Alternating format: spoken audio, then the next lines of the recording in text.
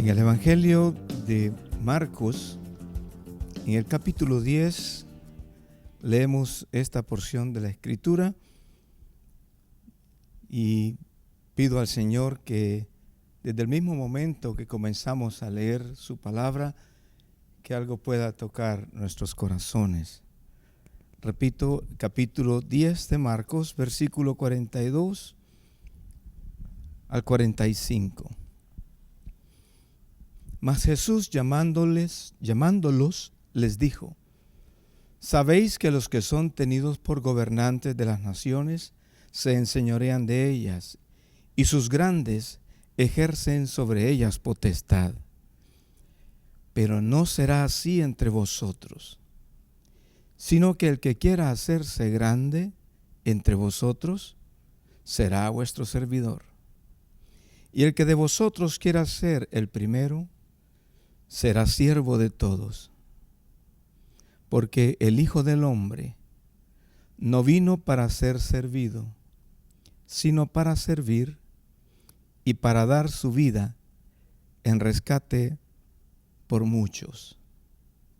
Servir, ayudar, colaborar, quizás no son palabras muy populares hoy en día, porque para algunas personas esas palabras pueden sonar a tener una condición inferior.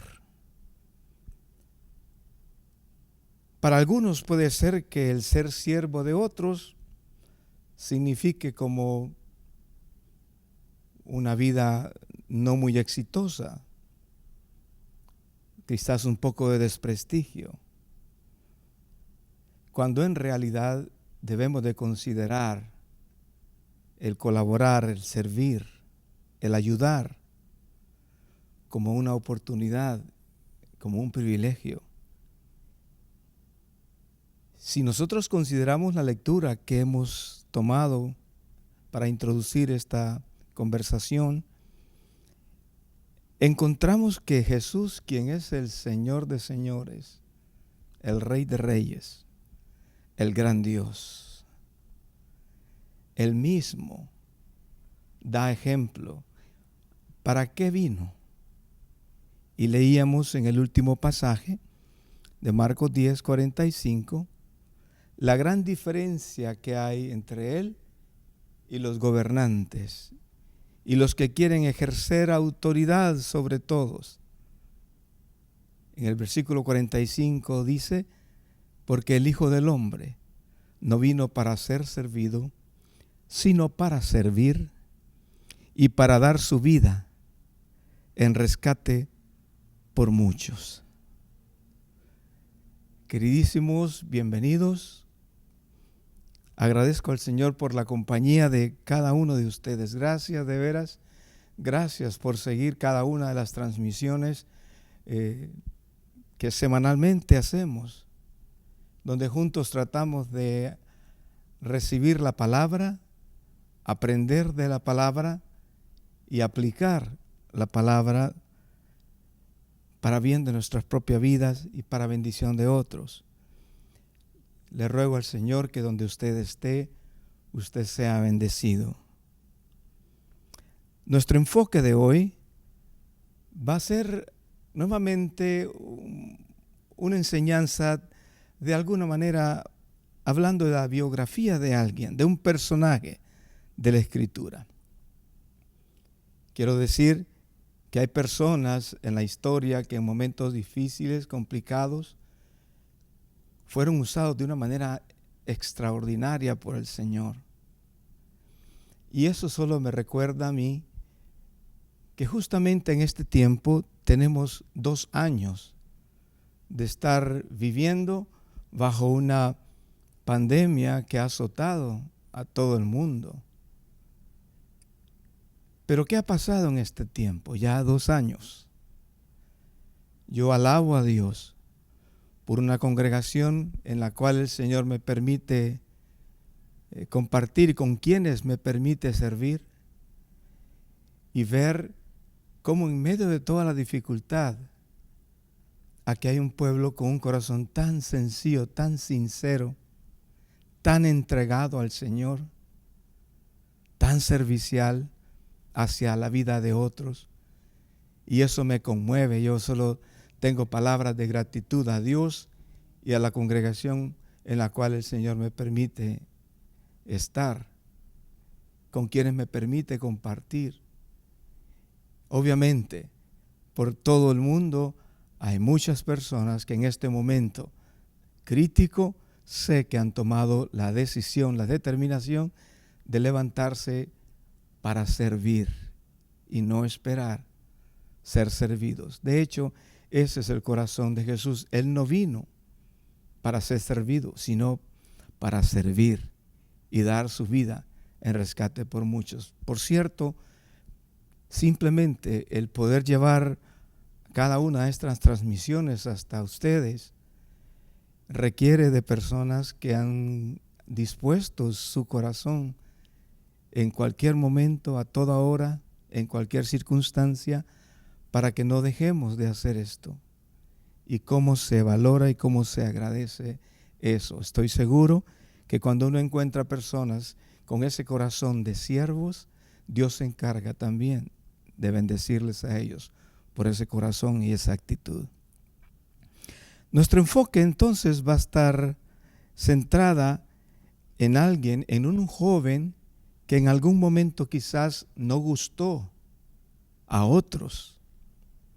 Sin embargo, el hecho de que él no gustó a otros en algún momento particular de su vida, eso no impidió a este joven el tener que levantarse, quizás reconocer lo que pudo haber provocado la molestia en otros, madurar, cambiar y permitirle a Dios, mientras servía, que el Señor fuera enseñándole para formarle a él como un verdadero siervo y entonces ser utilizado para dejar un legado de bendición para todos nosotros.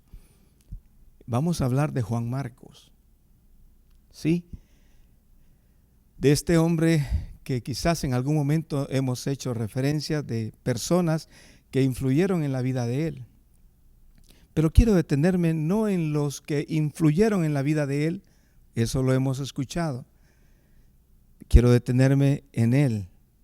Por cierto, la mamá de Juan Marcos, que vivían en Jerusalén, en su casa, ella había dispuesto que su casa sirviera para que la iglesia funcionara. Así que la iglesia era albergada en la casa de la madre de Juan Marcos. Vamos a leer varios pasajes en la Escritura y yo quisiera pedirles más bien que todos tratáramos de desarrollar un pensamiento, un deseo en nuestra vida de querer vivir, no para ser servidos, sino para servir. No hay mayor placer que ese. Y no tenemos un mejor testimonio que el de Cristo para aprender de Él. Y Juan Marcos, por cierto, me da la impresión de que es ese hombre que nos puede dar a nosotros elementos, enseñanzas, valores que también podemos aplicar en nuestra vida. Entonces vamos a leer varios pasajes y vamos a dirigirnos al libro de Hechos de los Apóstoles en el capítulo 12. Ciertamente, tengo que decir, estos pasajes de alguna manera los hemos conversado, los hemos leído de una manera rápida en algún momento, pero yo quiero detenerme en algunos detalles de estos pasajes. Obviamente, cuando yo pienso en el capítulo 12 de Hechos de los Apóstoles, tengo que recordarles Jacobo, el hermano de Juan, a quienes les llamaban los hijos del trueno, que fueron transformados por el poder de Dios, por su relación con Cristo. A Jacobo, el rey Herodes, le había mandado a matar. Y eso gustó a los judíos, increíble. Y por eso también mandó a atrapar a Pedro, a prender a Pedro, y estuvo Pedro preso, rodeado de soldados, custodiado. Pero la iglesia hacía oración sin cesar por Pedro. Usted lee ese pequeño detalle, y muy importante, por cierto, en el versículo 1 al versículo 5 del capítulo 12. Y no me voy a detener a hablar de eso, pero recordar que a Pedro le iban a matar. La iglesia estaba orando por Pedro. Y pasó un milagro, algo impresionante. Un ángel del Señor llegó a la cárcel, soltó las cadenas de Pedro. Los guardas ni se dieron cuenta, los que le rodeaban. Despertó a Pedro porque Pedro dormía tranquilamente a pesar de la circunstancia. Las cadenas se cayeron de su mano, las puertas se abrieron y de repente Pedro se vio liberado de una manera milagrosa de la cárcel y estaba en la calle. Y ya Pedro, dice la Escritura en el versículo 11 y el versículo 12, entonces Pedro, volviendo en sí, como despertando de lo que estaba pasando, dijo: ahora entiendo verdaderamente que el Señor ha enviado su ángel y me ha librado de la mano de Herodes y de todo lo que el pueblo de los judíos esperaba. Y habiendo considerado esto, llegó a casa de María, la madre de Juan, el que tenía por sobrenombre Marcos, donde muchos estaban reunidos orando. Usted puede seguir la lectura posteriormente y se va a dar cuenta de varios detalles interesantes. ¿Por qué quiero mencionar este pasaje? Porque aquí aparece el nombre de este joven en ese momento, quizás llamado Juan Marcos. Y en la casa de él, la casa de su mamá María, ahí dice, versículo 12, Pedro, al despertar de toda la experiencia tan grandísima que había tenido, reaccionando, dijo: voy a ir a la casa de María, la madre de Juan. Seguramente tenían muy buena relación, donde la iglesia estaba orando. Y se habla de la casa de María, la madre de Juan, el que tenía por sobrenombre Marcos. Quizás esa sea la primera referencia que se hace de este joven llamado Juan Marcos y de quien queremos nosotros hablar. Obviamente sabemos que Herodes maltrataba a la iglesia y la situación era terrible. Ya mencioné que había matado a Jacobo y planeaba también matar a Pedro. Pero Dios le libró de una manera milagrosa. Y ahí aparece la referencia. Eso fue producto seguramente de la oración que en esa casa de María, donde la iglesia se reunía. Mira qué importante es considerar su casa uno como un lugar donde puedan levantarse oraciones, donde pueda servirse a otros, donde uno puede exaltar a Jesús. Ahí en esa casa oraban por Pedro. Y Dios oyó seguramente la oración, mandó un ángel a la cárcel, sacó a Pedro de una manera milagrosa de la cárcel y ahora Pedro se dirige a la casa de María, que es la mamá de Juan, el que tenía por sobrenombre Marcos, donde muchos estaban reunidos orando. Tengo que decir, Marcos no necesariamente fue de los primeros cristianos. Y quizás en este momento Marcos era un joven, apenas un joven, cuando Jesús ya había desarrollado su ministerio en la tierra. Y según el pasaje aquí del versículo 12, nos dice que Juan Marcos era hijo de María, quien aparentemente sería una mujer muy influyente, probablemente nació en Jerusalén, Marcos, donde su madre pues tenía su residencia. Marcos fue testigo. No dice que estaba en esa casa, pero si su mamá era la dueña de la casa donde se oraba por la liberación de Pedro, lo más probable es que Marcos quizás fuera parte de lo que pasó. No sé. Pero lo que sí sé es que Marcos seguramente vio muy de cerca la fe cristiana sometida a una gran presión. De hecho, cuando pasó este evento de Pedro liberado de la cárcel, ya habían pasado varios años de la resurrección de Cristo. Y seguramente para Marcos ver la hostilidad que había contra los creyentes, para un joven como él, eso le ayudó no para tener miedo, sino más bien para ser determinante y definir cómo iba a vivir él, qué cosas iba a hacer él personalmente. Todos, queridos hermanos, todos debemos de llegar a una decisión personal de cómo queremos vivir, de cómo queremos agradar a Dios, de cómo queremos levantarnos y no cesar de buscar hasta encontrar el propósito por el cual fuimos creados. Quizás lo que pasó con Jacobo, la liberación milagrosa de Pedro, la persecución que había contra la iglesia,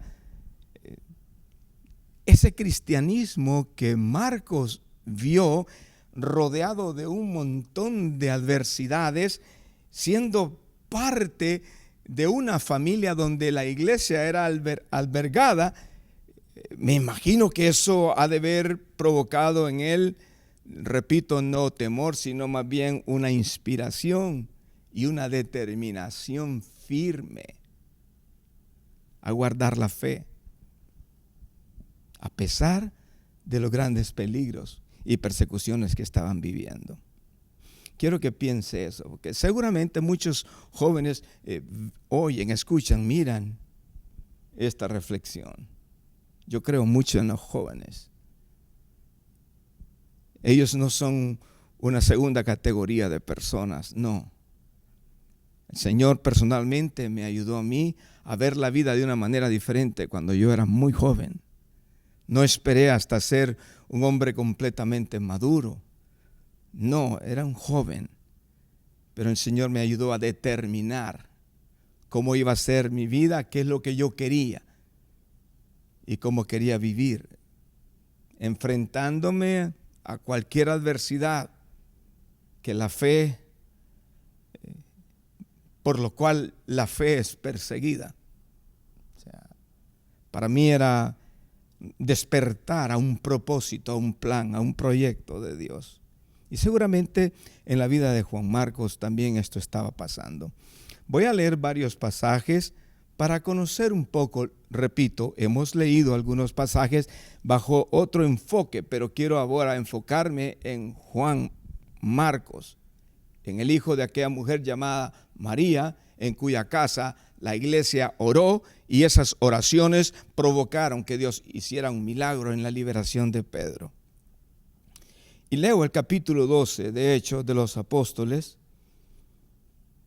y leo el versículo 25.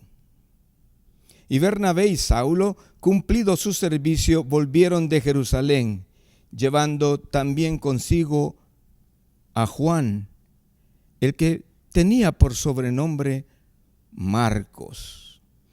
La palabra del Señor estaba creciendo, se multiplicaba de una manera maravillosa. Y Pablo y Bernabé, de quien hemos hablado anteriormente, eran siervos que Dios estaba utilizando para cumplir el propósito de Dios, particularmente con los gentiles por todo lado donde iban. Y aquí hay una referencia donde estos grandes hombres de Dios, Bernabé y Marcos y Saulo, volvieron de Jerusalén. Y cuando volvieron de Jerusalén, seguramente a Antioquía, a seguir haciendo la obra a la cual Dios les había llamado, llevaron también consigo a Juan, el que tenía por sobrenombre Marcos. ¿Vieron a un joven por ahí? ¿Algo les inquietó a ellos? ¿Algo les llamó la atención de este joven? Yo les pido, nunca menosprecien a un joven. Dios puede usar a los jóvenes. David fue un joven que Dios usó de una manera impresionante y otros más. con la gracia de Dios en sus vidas y haciendo los proyectos de Dios de una manera extraordinaria. Nadie está por fuera de los planes y propósitos hermosos de Dios. Pero aquí estamos hablando de un joven en quien Bernabé y Saulo pusieron sus ojos y dijeron: llevémosle con nosotros. Luego aparece una referencia más. Leo ahora Hechos capítulo 13, versículo 1 al versículo 5. Había entonces en la iglesia que estaba en Antioquía profetas y maestros: Bernabé, Simón el que se llamaba Níger, Lucio de Cirene, Manaén el que se había criado junto con Herodes el tetrarca, y Saulo. Ministrando estos al Señor y ayunando, dijo el Espíritu Santo: apartadme a Bernabé y a Saulo para la obra a que los he llamado.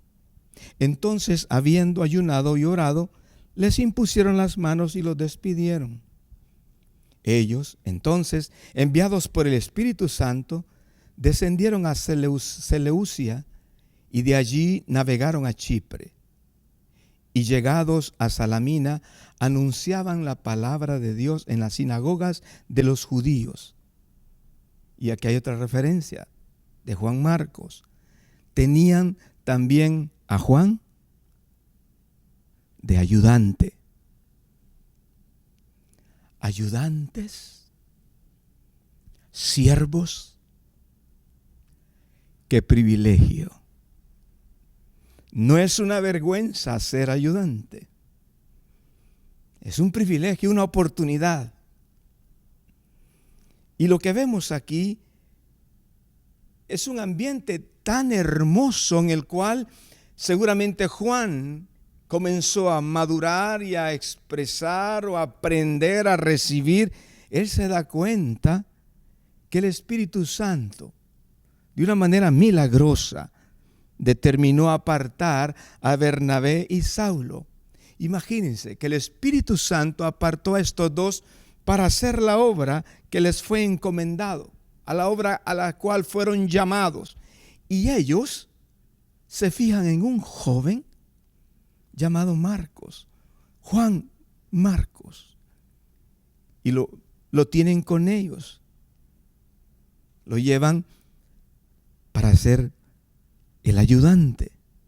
En su primer viaje, Bernabé y Saulo llevan un ayudante, no llevan a alguien con una posición, llevan a un ayudante, Juan Marcos.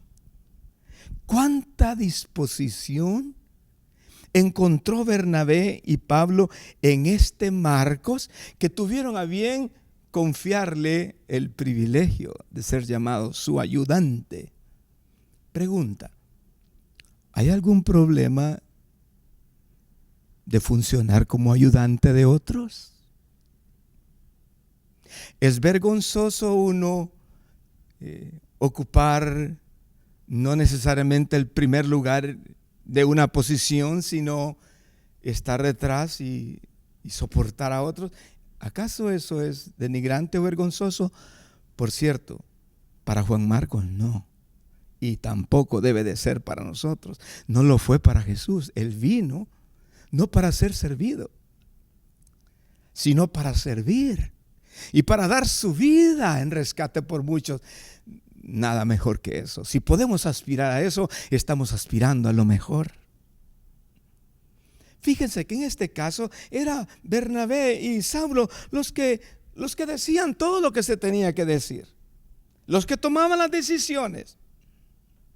Pero el joven Juan Marcos, él no tenía ningún malestar de ser el ayudante, para nada.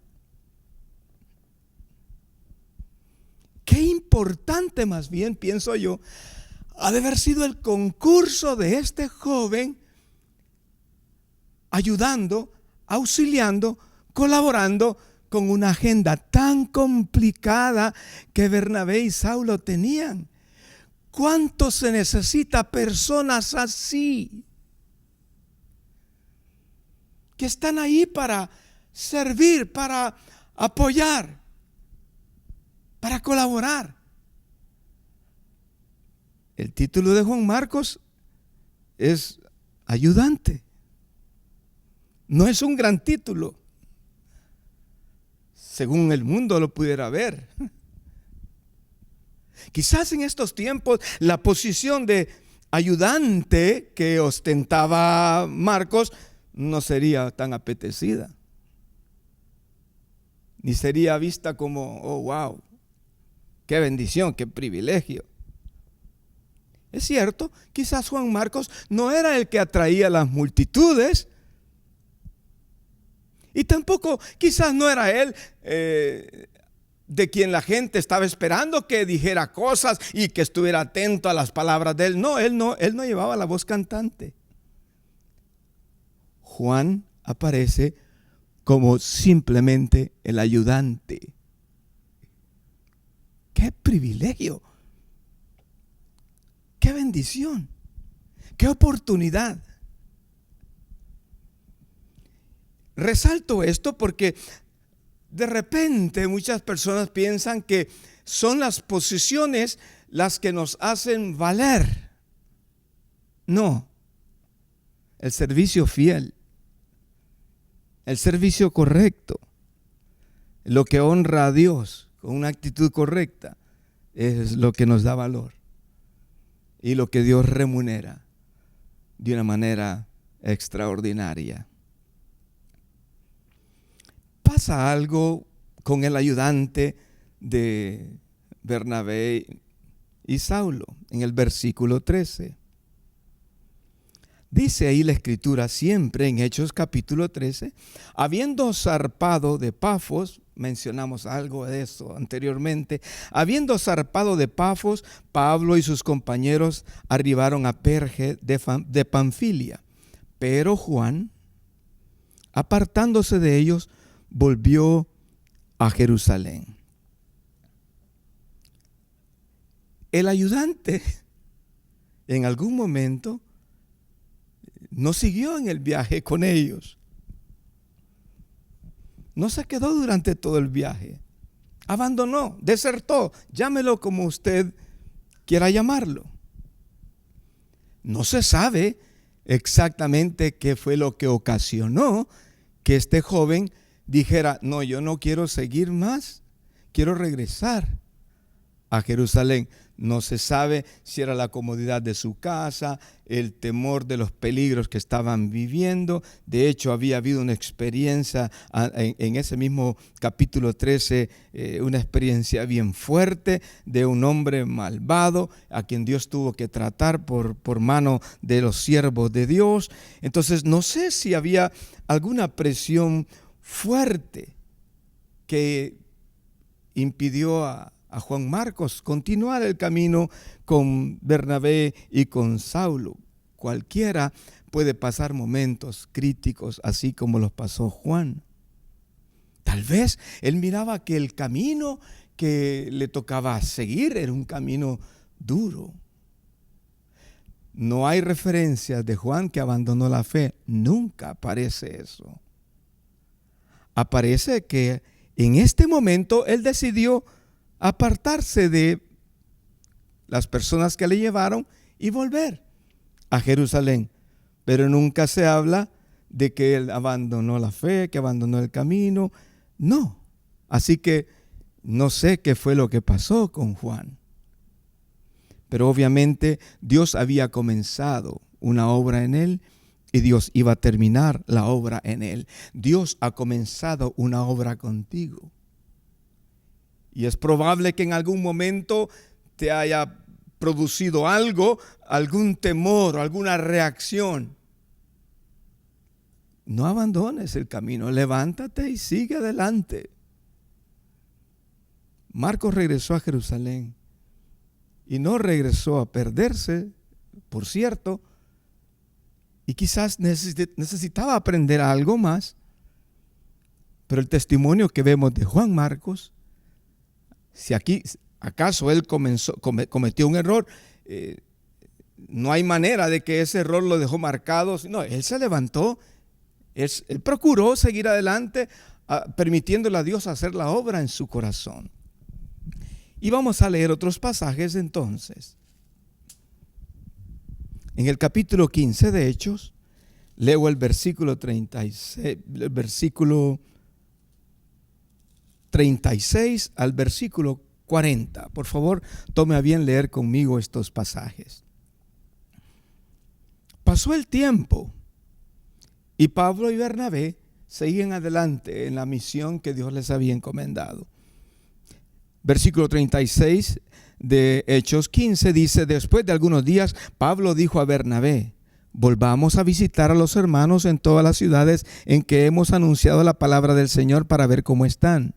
Y Bernabé quería que llevasen consigo a Juan, el que tenía por sobrenombre Marcos. Ya hemos hablado de eso también. Pero a Pablo no le parecía bien llevar consigo al que se había apartado de ellos desde Panfilia y no había ido con ellos a la obra. Y hubo tal desacuerdo entre ellos que se separaron el uno del otro. Bernabé, tomando a Marcos, navegó a Chipre. Y Pablo, escogiendo a Silas, salió encomendado por los hermanos a la gracia del Señor. ¿Qué detalle? Pasaron los tiempos. Ahora Marcos, que había abandonado el viaje anteriormente, ahora es considerado por Bernabé para ir. O sea, Marcos no se echó a perder. Cuando regresó a Jerusalén, seguramente la influencia de otros provocó en él mayor madurez, mayor determinación, y ahora estaba listo para otra vez emprender el viaje con aquellos. Solamente que ya saben la historia, Pablo no quería con él y Bernabé tuvo que apartarse y llevar a Marcos con él. Qué bonito que Marcos no está resentido por las cosas que han pasado, no está tirado, no. Obviamente él se da cuenta que Pablo no le quiere, pero él no se echa a morir por eso. Él sigue adelante. Él sabe que Dios tiene un plan con él y se va con Marcos, con Bernabé, y siguen haciendo la obra del Señor. Para mí todo esto es importante leerlo, decirlo. Yo no quiero especular cuáles fueron las razones por las que Marcos dijo que quería separarse de Bernabé y de Pablo. Y si cometió un error, seguramente ese error, si fuera así, fue una valiosa oportunidad para tener una lección y aprender. Pero quiero volver a los pasajes que relatan algunos detalles de la vida de Juan Marcos. Y leo uno de ellos y luego continuamos con otros más. Segunda carta de Pablo a Timoteo. Recuerden, Pablo es el que había dicho: ya no quiero nada más con Marcos. Él nos abandonó, él no puede venir con nosotros en este otro viaje. En el capítulo 4, versículo 9 al versículo 11, Pablo ha tenido que pasar las prisiones. Ha sido la vida dura ya. En este tiempo Pablo ya está terminando su carrera. Los años han pasado y ya va a terminar su carrera. Está entregando la antorcha a otros. Está escribiendo a Timoteo y animándole a Timoteo. Pero en algún momento en la referencia aquí me llama la atención un detalle. Segunda Timoteo 4, 9 al 11. Procura venir pronto a verme. Las aflicciones de Pablo, lo que estaba pasando, requerían que él estuviera acompañado, quizás consolado, animado por otros. Él decía: procura venir pronto a verme, porque Demas me ha desamparado, amando este mundo. Gente que quizás andaba con él se habían apartado y se habían ido al mundo. Porque Demas me ha desamparado amando este mundo y se ha ido a Tesalónica. A saber exactamente qué fue lo que pasó con Demas, pero ahí dice que le desamparó amando este mundo. Crescente fue a Galacia y Tito a Dalmacia. Solo Lucas está conmigo. Mira este detalle. Toma a Marcos y tráele contigo, porque me es útil para el ministerio. ¡Wow! Después de los años que han pasado, cuando ya Pablo está para ser sacrificado, le escribe a su discípulo Timoteo que venga a verle, porque otros le han abandonado. Y seguramente el testimonio de Marcos ya había llegado a los oídos de Pablo, como Marcos seguramente se había mantenido como ese ayudante fiel y correcto, que entonces Pablo le dice a Timoteo en el versículo 11, solo Lucas está conmigo. Toma a Marcos y tráele contigo, porque me es útil para el ministerio. Alguien había invertido tiempo, hablamos de Bernabé, y seguramente para este tiempo ya Pedro había invertido mucho en la vida de Juan Marcos. Pero qué importante es poder uno recibir, si uno tiene un corazón sencillo, humilde, para ser enseñado, uno va a poder aprender. Seguramente esa era una de las características de Juan Marcos. Alguien que podría aprender de sus mentores. Y había aprendido tanto. Y la vida le había enseñado a Pablo que este hombre realmente era confiable, tanto así que en un momento cuando Pablo ya está al final de su carrera, está diciendo a Timoteo, Timoteo, solamente Lucas está conmigo, trae también a Marcos contigo, asegúrate, trae a Marcos, porque es muy importante para mí tenerle cerca. Cómo cambia la vida, ¿verdad? ¿Qué pasó en la vida de Marcos? Cuando esas cosas pasan, cuando alguien pide que alguien que fue anteriormente rechazado vuelva, quien fue rechazado no tiene una actitud de, no, yo no voy ahí con ellos porque ellos me rechazaron una vez. Marcos no tiene ese espíritu ni de revancha, ni de venganza, ni de orgullo, ni de un mal deseo de que la gente aprenda una lección. Simplemente el corazón de Marcos era un corazón que Dios había trabajado en él y estaba reconociéndolo Pablo, que le era muy útil a él en el ministerio. Colosenses capítulo 4. Algunas otras referencias. Versículo 10 al versículo 11. Aristarco, mi compañero de prisiones, os saluda. Pablo escribiendo a la iglesia en Colosas. Aristarco, mi compañero de prisiones, os saluda. Y Marcos, el sobrino de Bernabé, acerca del cual habéis recibido mandamientos. Si fuere a vosotros, recibidle. Mire qué cosa, el que un día dijo no puede venir con nosotros, ahora lo recomienda y dice, recíbanle.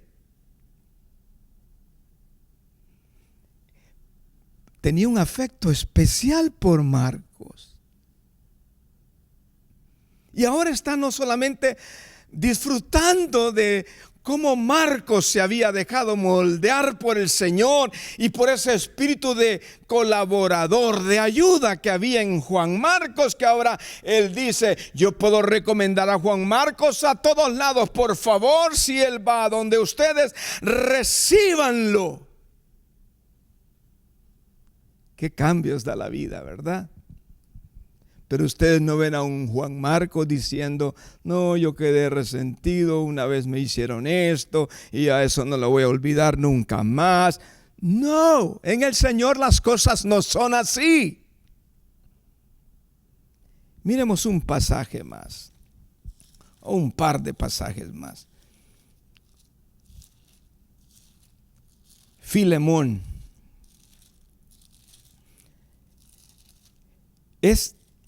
Hay tanta historia en la Escritura que nos da a nosotros tanta enseñanza, y yo quisiera que nosotros nos volviéramos a esa palabra y que pudiéramos retomar o tomar detalles tan sencillos que aparecen ahí que nos pueden hacer a nosotros reflexionar y cambiar.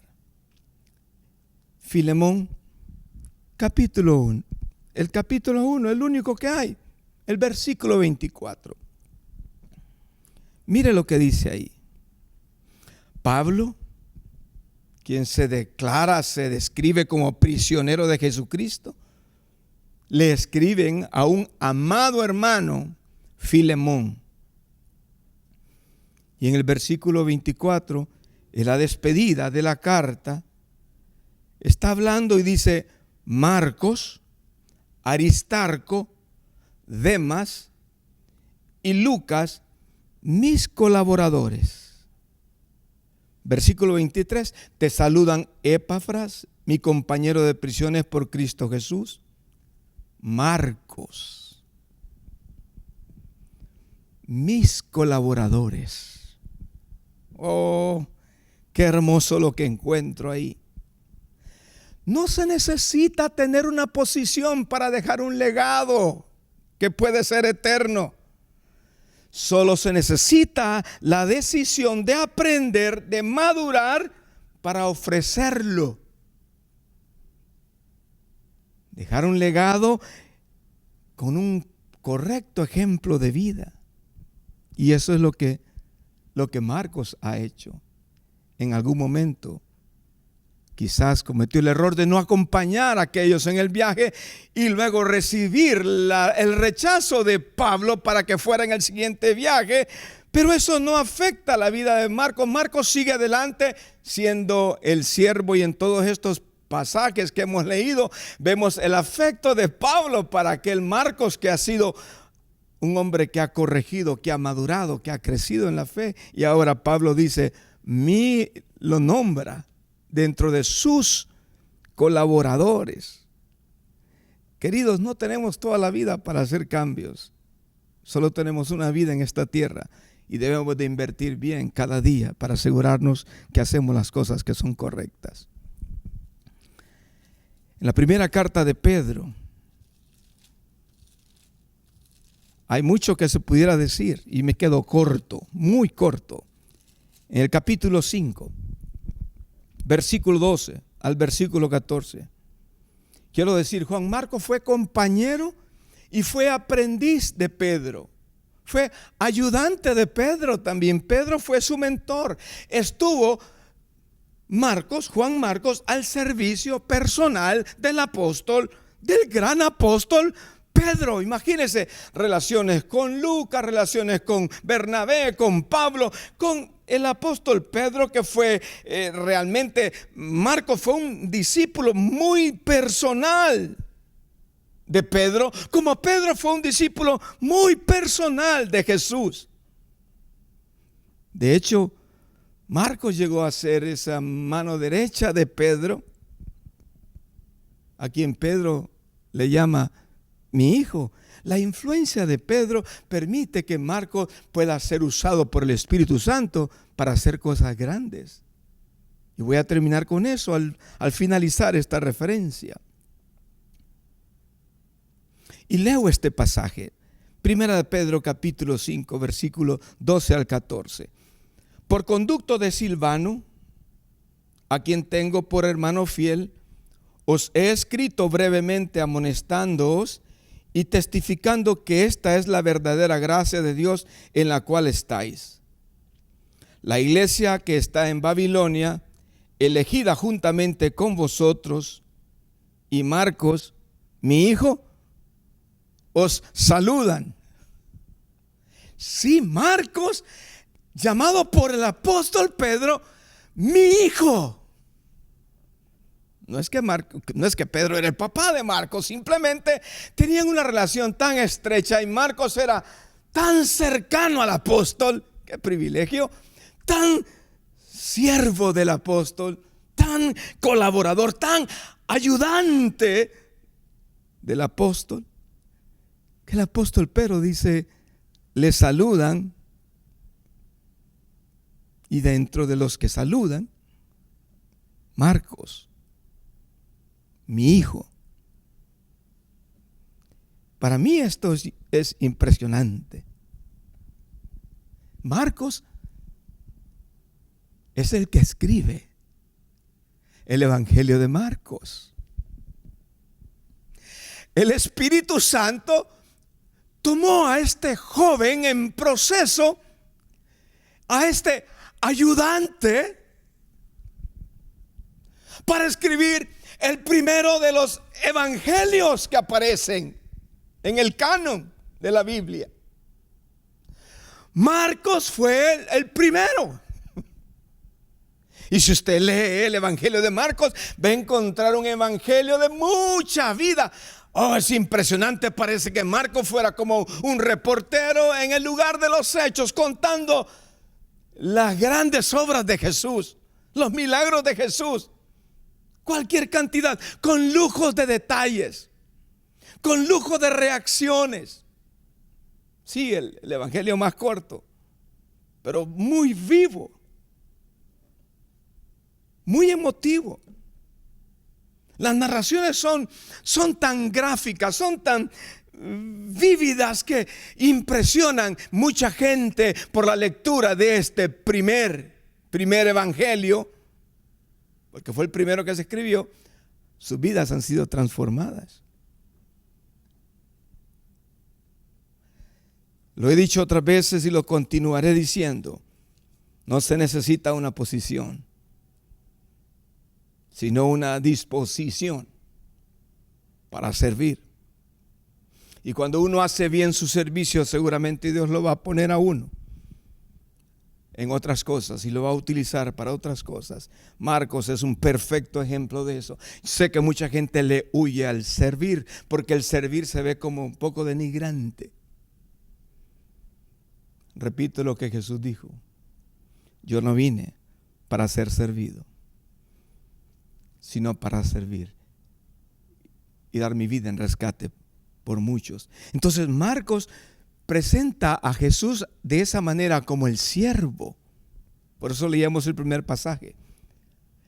Marcos se asegura de escribir el evangelio, seguramente tomando mucho de las predicaciones de Pedro, con quien tenía una relación muy profunda, muy inspirado completamente por el Espíritu Santo. Pero Marcos escribe hablando de Jesús como el siervo que está preocupado por las necesidades de las personas, presenta a Jesús haciendo las obras de Dios para atender a la gente. Claro, alguien que va a hablar de Jesús como siervo es alguien que aprendió a ser un siervo. ¿Cuándo comenzó? Cuando fue llamado, no a tener una posición, sino cuando le llamaron simplemente a ser el ayudante de Pablo, de Bernabé y seguramente el ayudante de Pedro, de quien aprendió muchísimo. Nunca vemos a un Marcos resentido por haber sido rechazado. Y en lugar de permitir que un incidente que fue duro quizás para él le detuviera, no, él continuó en su progreso.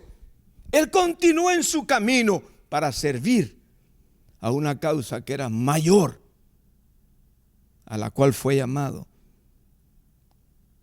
Así que él era uno de esos hermanos que están atrás de la escena, como alguien escribía. Aparece en la historia como el ayudante. Y aparece en la historia como el escritor del Evangelio de Marcos. ¿Era un predicador él? No necesariamente. Era un pastor. Quizás no. Un evangelista, un apóstol, un profeta. Dios lo ha de haber usado de muchas maneras. Era un ayudante. Pero un ayudante con un corazón correcto en las manos de Dios es capaz de ser usado para escribir el hermosísimo Evangelio de Marcos, que te invito a leer. Queridos, el privilegio que tuvo Marcos de estar a la par de todas estas personas tan importantes, de ver los milagros que pudo ver y dejarse usar por el Señor de la manera como nosotros estamos recibiendo a través de la lectura de su Evangelio, es un privilegio. Ayudantes o siervos, qué privilegio tener ese corazón y poner lo mejor de nuestra disposición en las manos de Dios para bendición de otros. Queridos, que así sea con nosotros. No todo está escrito en nuestras vidas. Podemos escribir una historia diferente. Decidamos vivir con el ejemplo de hombres como Juan Marcos. Mi cariño, mi bendición para cada uno de ustedes. Muchos abrazos. Derribado pero no destruido, el Señor está contigo. Aunque todo parece difícil, vencerás. No hay problema que sea más grande que su promesa de guardarte. Levántate en su nombre y pelea, vencerás. Derribado pero no destruido, el Señor está contigo. Aunque todo parece difícil, vencerás. No hay problema que sea más grande que su promesa de guardarte. Levántate en su nombre y pelea, vencerás.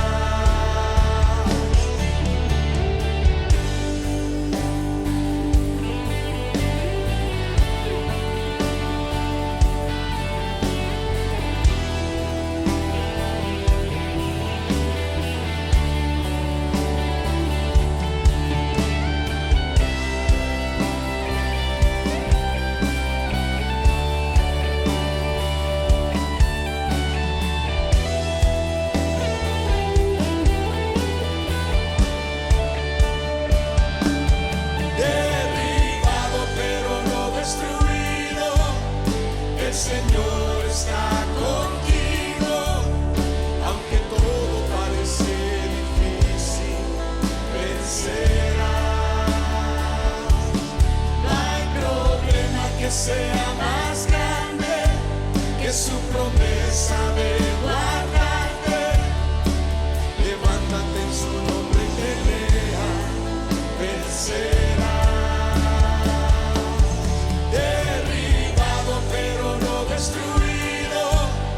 El Señor está contigo, aunque todo parece difícil, vencerás. No hay problema que sea más grande que su promesa de guardarte. Levántate en su nombre y pelea, vencerás. Vencerás.